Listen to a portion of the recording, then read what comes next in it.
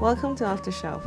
I'm your host, Yvonne Wolf, and today our special guest is Glenview's own local publisher, Glass Lyre Press. Ami Kay, Steve Asmussen, and Royce Hamill. Welcome to the program. Thank you for Thanks having for having us. us. Thank you. Tell us how Glass Lyre Press started.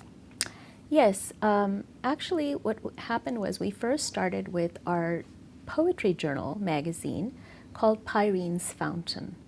And it's actually going to be the 10th anniversary next year for that magazine. And a few years back, we published a Japan anthology for the 2011 disasters. That was the first time we printed a book. And we enjoyed the experience so much that collectively as a staff, we decided to start our own publishing company. And that's how Glass Lyre was born. And that was only 4 years ago, right? Yes, yes. It hasn't been long, although it feels like it's been a very long time because we've done many books. Yes, did you say, is it 50 books so far? It will be by the end of this year. By the end of this week, it will be 42 or 43. That's quite a record. Yes, it is. It's very It productive. is, yes. And can you tell us a little bit, Steve, about the production process? Sure. As soon as you receive a manuscript, maybe. Well, once I get it, it's already gone it's through editorial. selection. Okay. There's an editorial staff who determine what we're going to take, but then it gets sent on to me, along with the author's bio and any art they're going to do in their interior, maybe any ideas they have for a cover, and I put together some cover drafts. They select one that they like. Some sets of interior layouts. They select one that they like out of those. And then I just sit down, lay out their manuscript in book form, send it off to them for correction. We go back and forth until it's satisfactory, and then out to the printers for a proof, and about a week later we have books ready to distribute. A week? That's Oh no, really the whole fast. process is depending 2 to 3 weeks. Okay, but that's still very Once fast. once it's been signed off on, then that's about a week until it's ready to That's only distribute. after everything has been approved. Yes. But the entire book can take a long time. Okay. Because just getting a book approved through the submission process and then getting in queue. But because we already have a lot of books that are in queue, so for a manuscript to be ready, it has to, we start working on it after we've finished whatever is in queue. And currently we have a pretty long line of books that are waiting to be published. Is it 2019 or 2020 that we are? Yes, so our next open slot now is February of 2020. Oh if my someone sent us an open submission. Right, right. But we do have slots put away for all the prize winners I see. because we have 2 contests. Oh, we can talk annually. about that, yes. Yeah. But first, what is POD? POD. Well, rather than a traditional print run based printer where you send in your files and they give you a crate of 1,000 copies, which is more than we'd ever need to move at any one time, the print on demand process, they can do as few as 1 copy per run if we need them to. 1 copy? Okay, it's not. So it's very Too small. convenient. Yeah. It's very Okay. convenient. I see. And the other thing is that when you have a lot of books from a traditional printer, you have to then worry about inventory. Where do you store all that? these books, right? So, I mean, even just the few copies we keep on hand in case, storage is something of an issue. So trying to warehouse even just 100 or 200 copies per run would be prohibitive. Yes, I see So with that. this, You can keep your costs low yes, because space is expensive, right? definitely. it is also somewhat of a time savings, because rather than have to have them ship us a run and then we handle the shipping to whoever orders, a lot of the time the printer can ship from their end direct to the person who's ordered the book. That's true. Okay. Especially the authors who sometimes will order more books in bulk for their readings.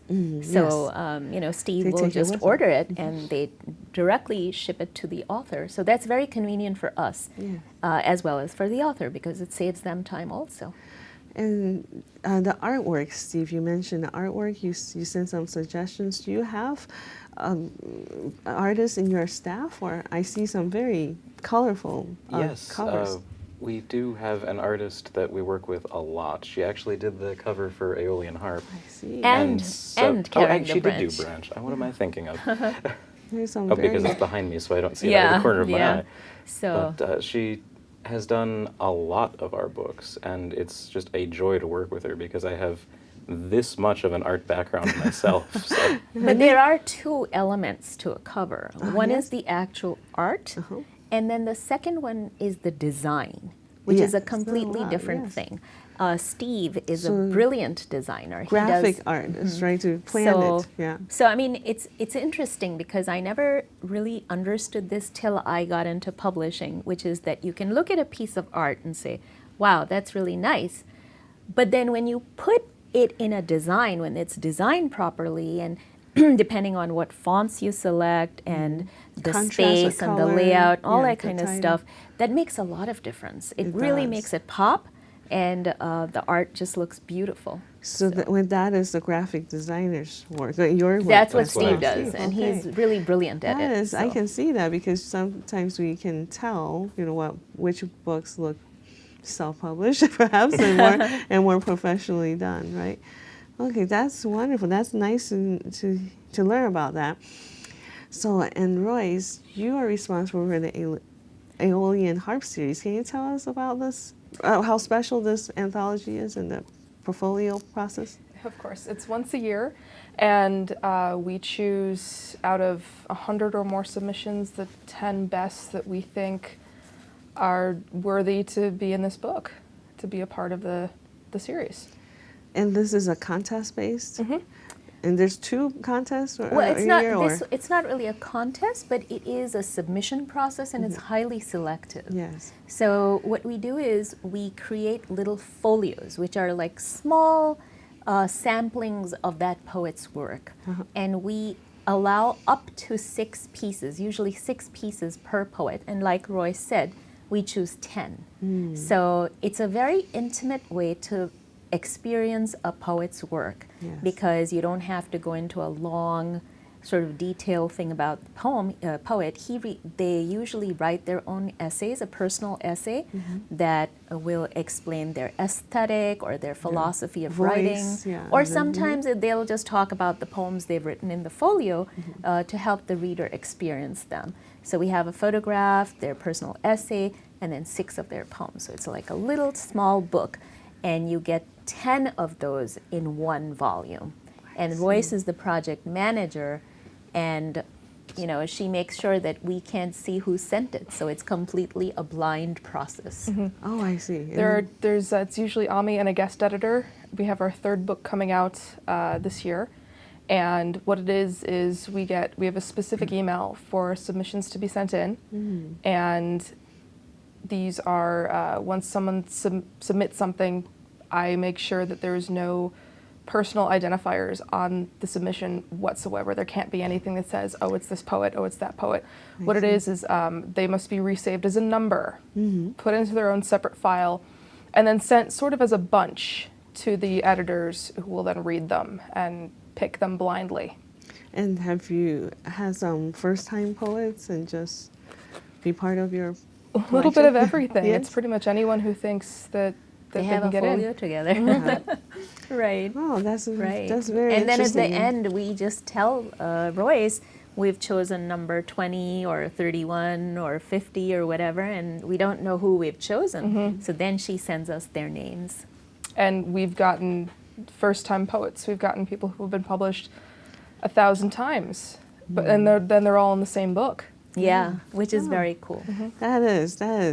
And so can you tell me a little bit about Carrying the Branch? Now, that's a world peace project. Yes. That sounds like It's much a bigger world than piece. It's much bigger. Yes. What it is the proceeds for the book. We're trying to help out families and people who have been hurt and unfortunately have been, That's the word I'm with looking the for. war, the Syrian war, such as and terrorism and any kind of political strife and oppression. see. So we do want to make some kind of a difference. I mean, it's not like we can help everybody. And as publishers, what else can we do but then make a book? Yes. So for us, that's our avenue to sort of, you know, pitch in and do something. That's our way of collecting all the wonderful voices who of writers who want to help and be part of this effort. So we're going to be publishing this book in October, and in tandem with the book, we're also going to be putting out a Kickstarter program to raise funds. So after we've taken care of our production costs, whatever else we save on top of that and whatever we make through the Kickstarter, like Roy said, we want to try and distribute that to whatever families that we can help. And we hope we can raise enough so that it's something that's meaningful, you know, so that one of the, some people who are helping us with this project have suggested Doctors Without Borders. They've suggested the Red Cross, ACLU, Yes. the American Syrian The American Syrian Medical Society. So people have sort of come forth, and there's some people who want to volunteer and help someone, you know, because we need somebody to sort of oversee the charity and the fundraising portion, Yes, that's a someone to big do job. promotion, because since we're going to be Marketing busy and- doing the yes. book, we need other people also involved. Yeah. And And this is a very nice community where So, Glenview yes. has many people who are work for yes, world yes. peace. Yes, that's true, and we need more like that because there's so much going on. Even today, we just heard about the recent attack in Syria. So there's just always so much going on, and there's so little that we can do, but we want to try whatever we can. Yes, to be part of this Yeah, movement. yeah. Yes. Well, so sometimes, Steve, you mentioned that the artists can bring their own artwork into the book. Sometimes they'll either have an idea of what they'd like to see going in, or they'll actually have.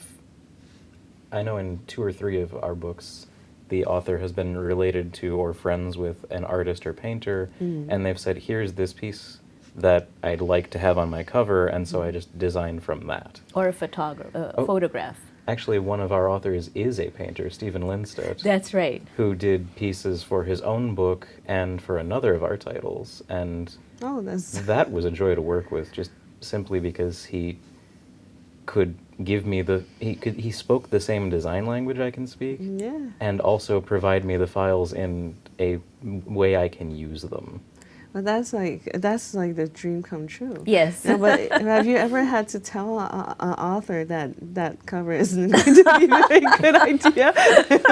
Have you ever had to? You know? I don't think it's ever come to that so much, but there have been a couple times where we've said, maybe not so much this idea, what do you think of this other idea that we think might work better? He's very tactful, as Yeah, you can see. It's not so much we don't like this as we think maybe this other one might be a better choice. I see. Yes. Well, tell us about this selection process for other. Sure. Yeah, let's say So, if I'm a writer and I'm sending yeah. in my manuscript, is there certain themes you're looking for right now, or is there certain It's not type so of- much a theme, but Yeah. we are very, very selective, and partly because we just get so many submissions now that people know about us, and we've had the honor and the blessing of attracting some really good talents. You know, the word is getting out, people are sending us their submissions, and we really have to turn so many away, which makes us feel bad, but unfortunately, there's only so much we can publish in a year. Ideally, we would like to only publish 6 books a year, but currently we're publishing twice the amount. Yes, yes. Plus, we are doing the Anthology, we're doing Pyrene's Fountain, a full-service magazine, Right. and we're doing the Aeolian Harp folios. Yes. So it's just a lot of work, and we only have Steve, who is the layout, editor. So that's a lot of work for him. It's a lot of work for us to process all that and read it. So because of that, temporarily we have suspended open submissions. What we do have is contests. So every year we run 2 contests for Glass Lyre. One is called the Kitara Prize early in the year, and in the fall we have the Lyrebird. People send in their submissions, and we have a 10-point evaluation process.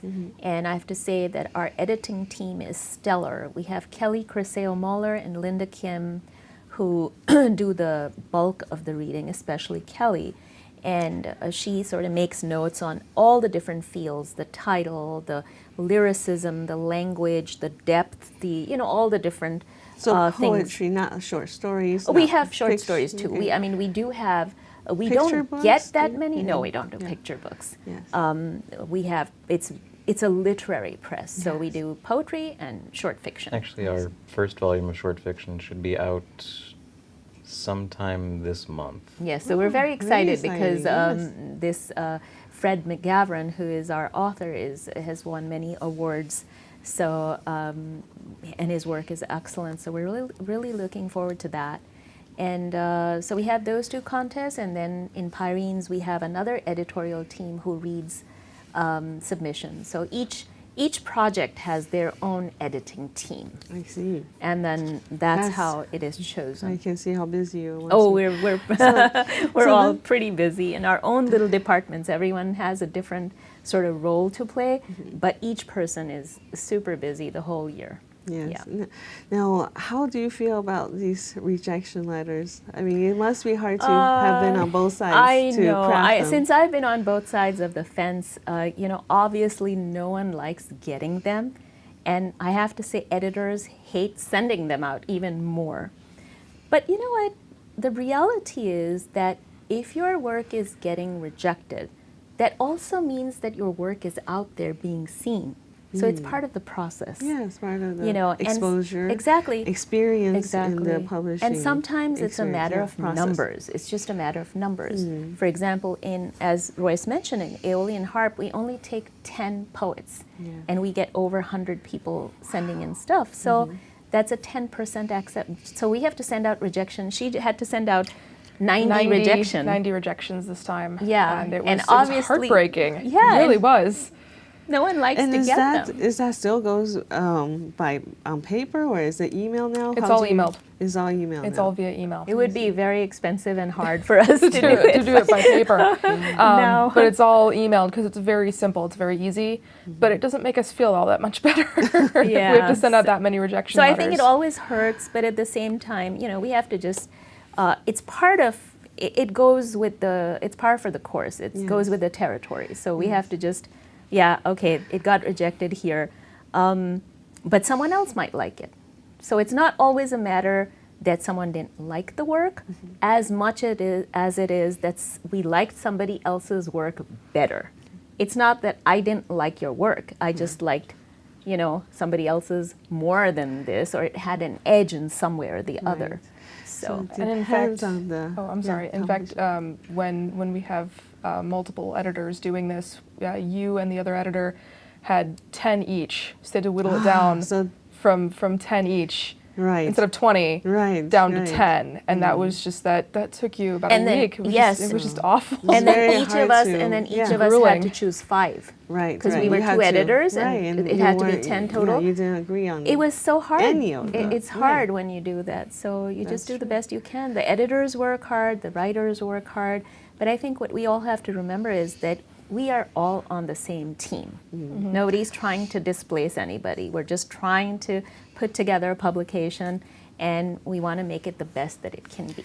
Well, let's talk about some of the fun parts of making friends. Do you feel that this, being part of Glass Lyre Press, have helped you make friends? Absolutely.